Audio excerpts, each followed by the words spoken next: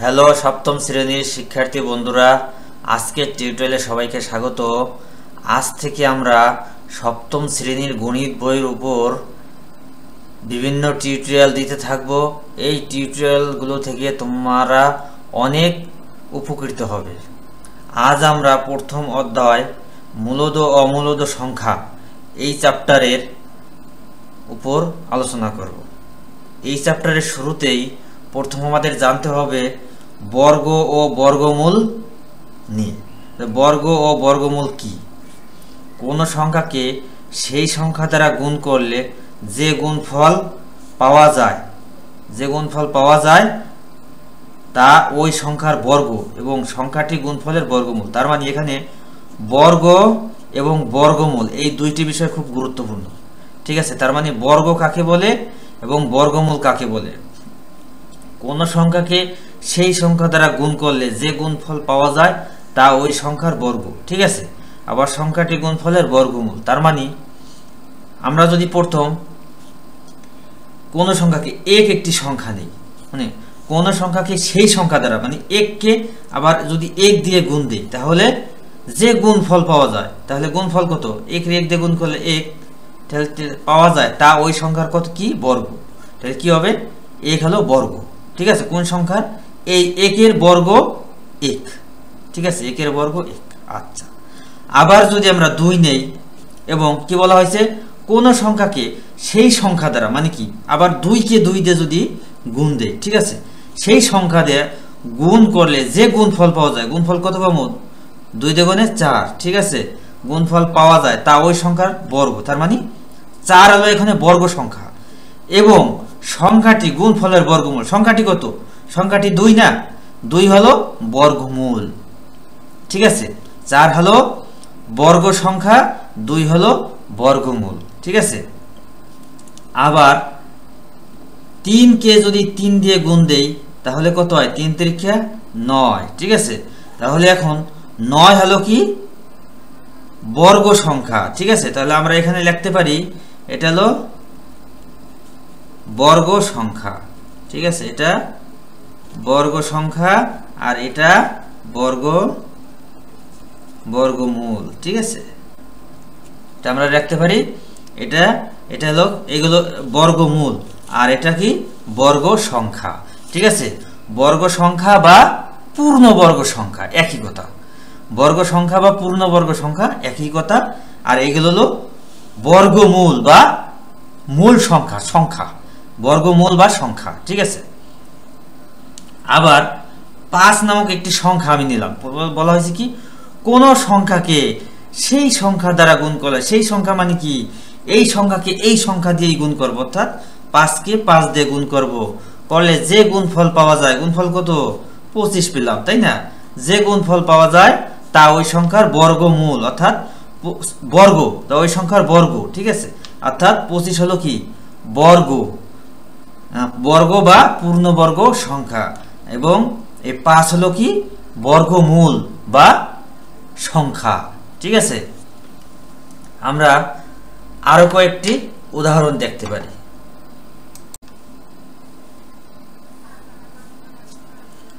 আমরা এখানে লিখেছি বর্গমূল বা সংখ্যা আর এখানে লিখেছি কত? পূর্ণবর্গ, বর্গ বা পূর্ণবর্গ সংখ্যা একই কথা। বর্গ সংখ্যা বা পূর্ণবর্গ সংখ্যা একই কথা, বর্গমূল বা সংখ্যা একই কথা। ঠিক আছে, এখন আমরা যদি 6 নেই, ঠিক আছে, এবং 6 কে যদি 6 দিয়ে গুণ করি তাহলে রেজাল্ট কত আসে? 6 × 6 = 36। ঠিক আছে, তাহলে 36 হলো বর্গ সংখ্যা বা পূর্ণবর্গ সংখ্যা। ঠিক আছে, আর 6 হলো বর্গমূল বা সংখ্যা, বর্গমূল বা সংখ্যা বা মূল সংখ্যা। ঠিক আছে, এই মূল সংখ্যা থেকে এটা পূর্ণবর্গ সংখ্যা বা বর্গ সংখ্যাটি এসেছে। ঠিক আছে, আবার 7 কে যদি 7 দিয়ে গুণ দেই তা 7 × 7 কত? 49, তাই না? এখন এই 49 হলো কি?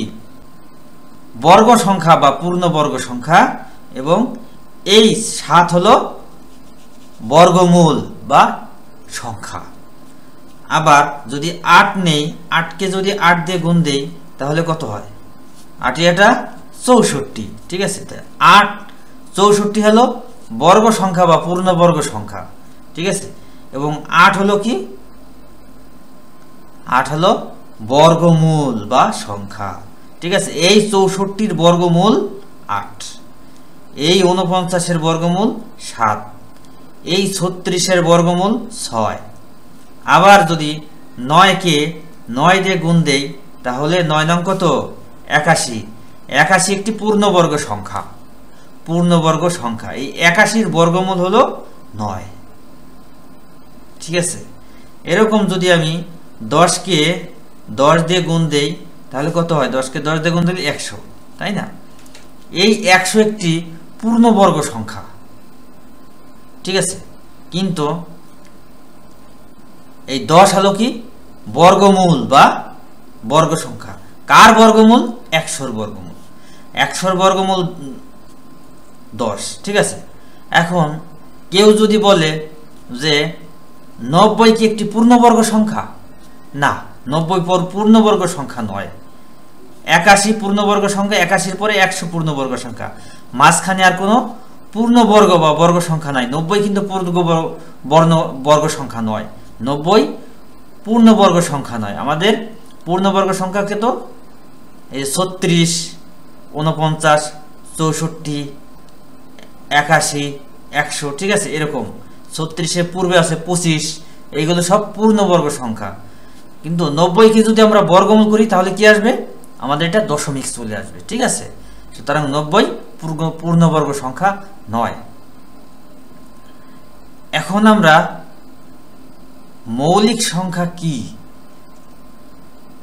এই মৌলিক সংখ্যা নিয়ে এখন আমরা আলোচনা করব।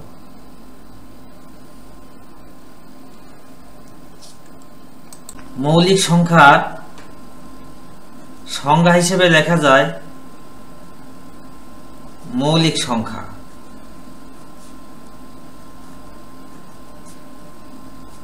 সংখ্যা লেখা যায় 1 এর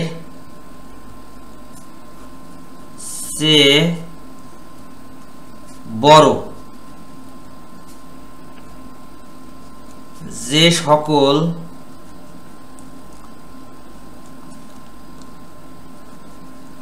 সংখ্যার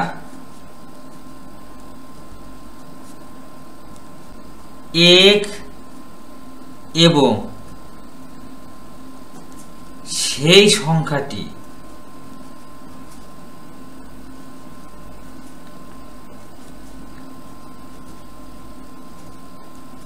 সেই সংখ্যাটি ছাড়া অন্য কোনো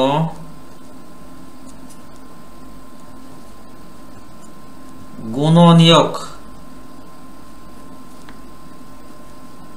নাই।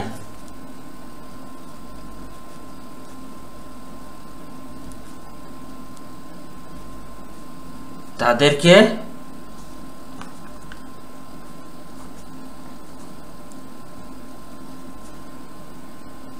মৌলিক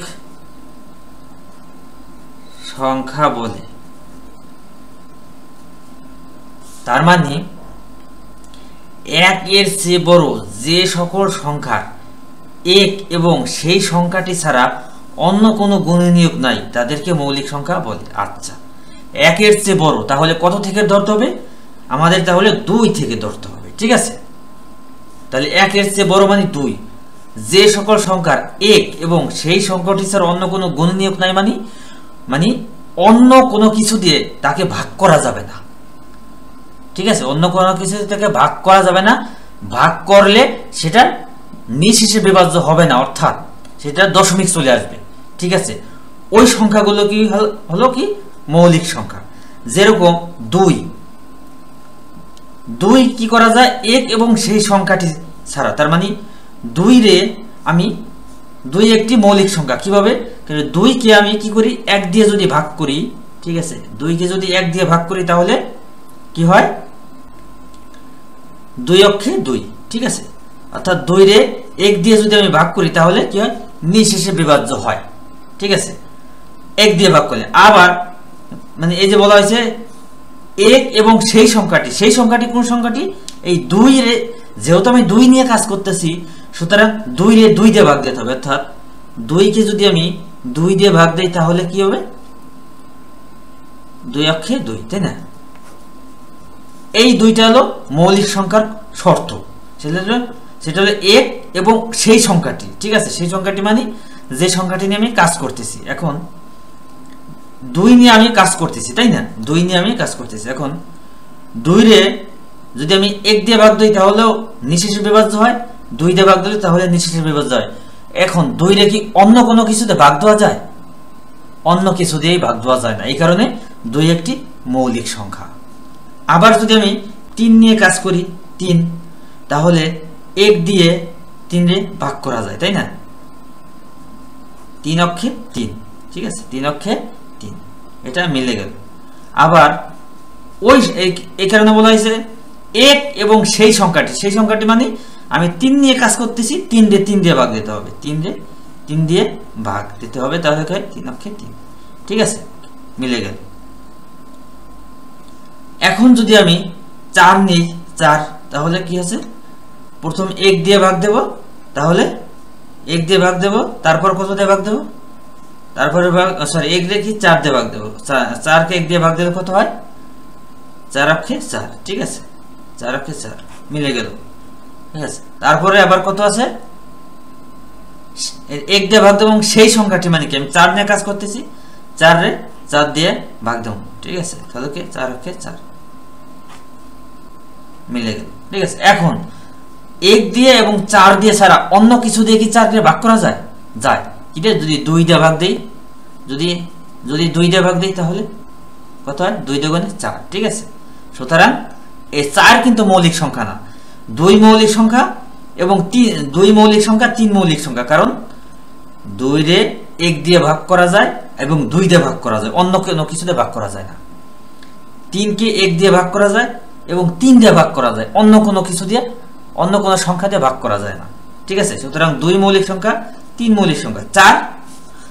4 রে 1 দিয়ে ভাগ করা যায়, 4 দিয়ে ভাগ করা যায়, আবার 2 দিয়েও ভাগ করা যায়। সুতরাং 4 মৌলিক সংখ্যা নয়, ঠিক আছে? আমরা আরো একটি উদাহরণ দেখি। আমরা দেখেছি 2 মৌলিক সংখ্যা, 3 মৌলিক সংখ্যা, 4 কি মৌলিক সংখ্যা নয়, কারণ 4 কে 1 দিয়ে ভাগ করা যায়, 4 দিয়ে ভাগ করা যায়, তাই না? এবং তাছাড়া আর কি দিয়ে ভাগ করা যায়? 2 দিয়ে ভাগ করা যায়। সুতরাং এটা মৌলিক সংখ্যা নয়। এবার আমরা 5 দেখবো, 5, ঠিক আছে? যদি আমরা 5 দেখি, প্রথম 5 রে 1 দিয়ে ভাগ করা যায় কিনা, 5, ঠিক আছে? হ্যাঁ, 5 অক্ষে 5, ঠিক আছে? 1 দিয়ে তো অবশ্যই ভাগ করা যাবে, যে কোনো সংখ্যারে 1 দিয়ে ভাগ করা যায় এবং ওই সংখ্যা দিয়েও ভাগ করা যায়। তাহলে এখন ওই সংখ্যা মানে কি? মানে 5 দিয়ে 5 কে ভাগ করতে হবে, ঠিক আছে? 5 অক্ষে 5, 5 কে কি অন্য কিছু দিয়ে ভাগ করা যায়? যায় না। সুতরাং 5 একটি মৌলিক সংখ্যা। এখন আমরা দেখি তো 6 মৌলিক সংখ্যা কিনা। তাহলে 6, ঠিক আছে? 1 দিয়ে যদি 6 কে ভাগ করি, 6 অক্ষে 6, ঠিক আছে? মিলে গেল। এখন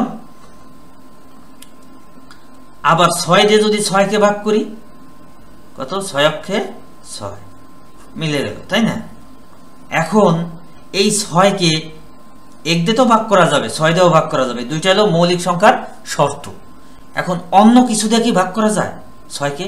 হ্যাঁ যায়, সেটা হলো কি 3 দিয়ে 6 কে ভাগ করা যায়, 3 দুগুণে 6, ঠিক আছে? কাটাকাটি, তার মানে 6 মৌলিক সংখ্যা নয়, 6 মৌলিক সংখ্যা নয়, আমরা কেটে দিলাম। এখন যদি আমরা 7 দেখি, 7, এখানে 7 দেখি, তাহলে কি হবে? প্রথম 1 দিয়ে ভাগ দিতে হবে, 7 7 1 7 এর ভিতরে 7 বাদ যায়, এটা মিলে গেল। আচ্ছা, এটা ঠিক আছে। এখন 7 কে আবার 7 দিয়ে যদি ভাগ দেই, তাহলে 7 অক্ষে 7 মিলে গেল। এখন এই 7 থেকে অন্য কোনো সংখ্যা দিয়ে ভাগ করা যায়? যায় না। 7 কে অন্য কোনো সংখ্যা দিয়ে ভাগ করা যায় না। 1 দিয়ে ভাগ করা যায় এবং 7 দিয়ে ভাগ করা যায়, অন্য কোনো সংখ্যা দিয়ে ভাগ করা যায় না। সুতরাং 7 একটি কি মৌলিক সংখ্যা। এবার আমরা 8 দেখি। 8 দেখি। 8 1 দিয়ে যদি ভাগ করি 8 কে, তাহলে 8 অক্ষে 8, ঠিক আছে, মিলে গেছে। আবার 8 কে যদি 8 দিয়ে ভাগ করি, তাহলে 8 অক্ষে 8 মিলে গেছে, তাই না? এখন 8 কে কি অন্য কিছু দিয়ে ভাগ করা যায়? যায়। সেটা কত? 4। 4 দিয়ে 8 কে ভাগ করলে 4 দ্বিগুণে 8, ঠিক আছে। সুতরাং 8 মৌলিক সংখ্যা নয়। 8 কেটে দিলাম, 8 মৌলিক সংখ্যা নয়। এবার যদি আমরা 9 দেখি, 9 1 দিয়ে যদি 9 কে ভাগ করি, তাহলে 9 অক্ষে 9, ঠিক আছে, এখানে 9 হবে, 9 অক্ষে 9। আবার যদি 9 কে 9 দিয়ে ভাগ করি, তাহলে 9 অক্ষে 9, ঠিক আছে। অন্য কিছু দিয়ে ভাগ করা যায়? হ্যাঁ যায়, 3 দিয়ে ভাগ করা যায় 9 কে, ঠিক আছে। কত হয়? 3 তিরিক্ষে 9। সুতরাং 9 ও মৌলিক সংখ্যা নয়, ঠিক আছে, 9 ও মৌলিক সংখ্যা নয়। এখন আমরা 10 দেখি।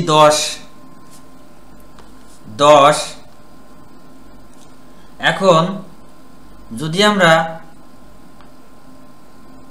10 কে 1 দিয়ে ভাগ দেই, তাহলে 10 অক্ষে 10, ঠিক আছে। আবার 10 কে যদি 10 দিয়ে ভাগ দেই, তাহলে 10 অক্ষে 10, ঠিক আছে, দুইটাই মিলে যায়। এখন 10 কে কি অন্য কোনো সংখ্যা দিয়ে ভাগ করা যায়? সেটা কি? আমি যদি 5 দিয়ে 10 কে ভাগ করি, তাহলে 5 দ্বিগুণে 10, ঠিক আছে, 5 দ্বিগুণে 10। তার মানে 1 এবং সেই সংখ্যাটি ছাড়া, মানে আমি তো 10 নিয়ে কাজ করতেছি এখন, তাই না? 10 নিয়ে কাজ করতেছি, যাতে 1 দিয়ে ভাগ করা যায় এবং সেই সংখ্যাটি, মানে যে সংখ্যাটি নিয়ে আমি কাজ করতেছি, 10 নিয়ে কাজ করতেছি, 10 দিয়ে ভাগ, দুইটাই ভাগ করলে ভাগশেষ থাকে না। অন্য কোনো কিছু দিয়ে ভাগ করা যায়? হ্যাঁ যায়, অন্য একটি সংখ্যা দিয়ে ভাগ করা যায়, সেটা হলো 5। সুতরাং 10 ও মৌলিক সংখ্যা নয়, ঠিক আছে। অর্থাৎ 1 দিয়ে ভাগ করা যাবে এবং সেই সংখ্যাটি দিয়ে ভাগ করা যাবে। এই দুইটা দিয়ে ভাগ করা গেলে অন্য কোনো সংখ্যা দিয়ে যদি ভাগ না যায়, তাহলে সেটি মৌলিক সংখ্যা। যেহেতু 5 দিয়ে ভাগ করা গেছে, তাই 5 দিয়ে ভাগ করা গেছে, তাই 10 মৌলিক সংখ্যা নয়। এখন আমরা যদি 11 দেখি। 11 যদি 11 আমরা 1 দিয়ে যদি 11 কে ভাগ করি, ঠিক আছে, তাহলে 11 অক্ষে 11, ঠিক আছে, কাটাকাটি। আবার 11 কে যদি 11 দিয়ে ভাগ করি, তাহলে একবার 11 অক্ষে 11, ঠিক আছে। এখন 11 কি অন্য কিছু দিয়ে ভাগ করা যায়? অন্য কোনো সংখ্যা দিয়ে কি 11 কি ভাগ করা যায়? না, যায় না। সুতরাং 11 কি মৌলিক সংখ্যা, ঠিক আছে, 11 মৌলিক সংখ্যা। এখন যদি 12 দেখি। 12, ঠিক আছে, 1 দিয়ে 12 কে ভাগ করি, 12 অক্ষে 12, ঠিক আছে, মিলে গেল। আবার 12 দিয়ে 12 কে যদি ভাগ করি, তাহলে একবার 12 অক্ষে 12, ঠিক আছে। এখন এই 12 কে কি অন্য কোনো সংখ্যা দিয়ে ভাগ করা যায়? হ্যাঁ যায়, 6 দিয়ে ভাগ করা যায় 12, ঠিক আছে, 6 দ্বিগুণে 12, ঠিক আছে। আবার 3 দিয়েও ভাগ করা যায়, 3 দিয়ে 12 কে ভাগ করা যায়, কত? 3 × 12, ঠিক আছে। সুতরাং আরো দুইটি গুণনীয়ক আছে, 6 এবং 3। সুতরাং 12 কি মৌলিক সংখ্যা নয়, ঠিক আছে। 11 মৌলিক সংখ্যা, কিন্তু 12 মৌলিক সংখ্যা নয়, কারণ 12 রে 1 দিয়ে ভাগ করা যায়, 12 দিয়ে ভাগ করা যায়, ঠিক আছে। এবং এই দুইটি ছাড়া আরো দুইটি সংখ্যা দিয়ে ভাগ করা যায়, 6 এবং 3, ঠিক আছে। সুতরাং 12 মৌলিক সংখ্যা নয়। এখন যদি 13 দেখি। 13, ঠিক আছে, 1 দিয়ে যদি 13 কে ভাগ করি, 13 অক্ষে 13, ঠিক আছে। আবার 13 দিয়ে যদি 13 কে ভাগ করি, একবার 13 অক্ষে 13, ঠিক আছে। 13 সংখ্যাটিকে অন্য কোনো সংখ্যা দিয়ে ভাগ করা যায়? যায় না। 13 সংখ্যাটিকে অন্য কোনো সংখ্যা দিয়ে ভাগ করা যায় না। সুতরাং 13 একটি মৌলিক সংখ্যা। এখন আমরা 14 দেখি। 1 দিয়ে যদি 14 কে ভাগ করি, 14 অক্ষে 14, তাই না? 14 অক্ষে 14। আবার 14 দিয়ে যদি 14 কে ভাগ করি কি হবে? 14 অক্ষে 14, ঠিক আছে। এখন এই 14 কে অন্য কোনো সংখ্যা দিয়ে ভাগ করা যায়? হ্যাঁ যায়, 7 দিয়ে ভাগ করা যায়, তাই না?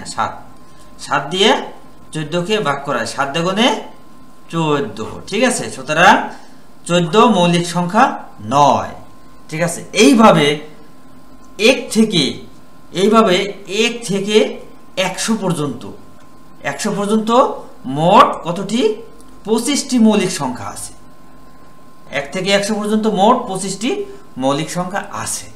এখন তোমাদের কাজ হবে আমি যেভাবে দেখাইলাম এইভাবে 1 থেকে 100 পর্যন্ত মৌলিক সংখ্যাগুলো বের করা, ঠিক আছে। আমাদের এই মৌলিক সংখ্যাগুলো দিয়ে মূলত এই কারণে বলা হয়েছে মৌলিক গুণনীয়কের মাধ্যমে বর্গমূল করো। তার মানে মৌলিক গুণনীয়ক মানে মৌলিক সংখ্যার মাধ্যমে গুণনীয়ক নির্ণয় করতে হবে। আমরা পরবর্তী টিউটোরিয়ালে কিভাবে মৌলিক সংখ্যার মাধ্যমে বর্গমূল করা যায় সেগুলো দেখব। ধন্যবাদ সবাইকে, সবাই ভালো থাকবে।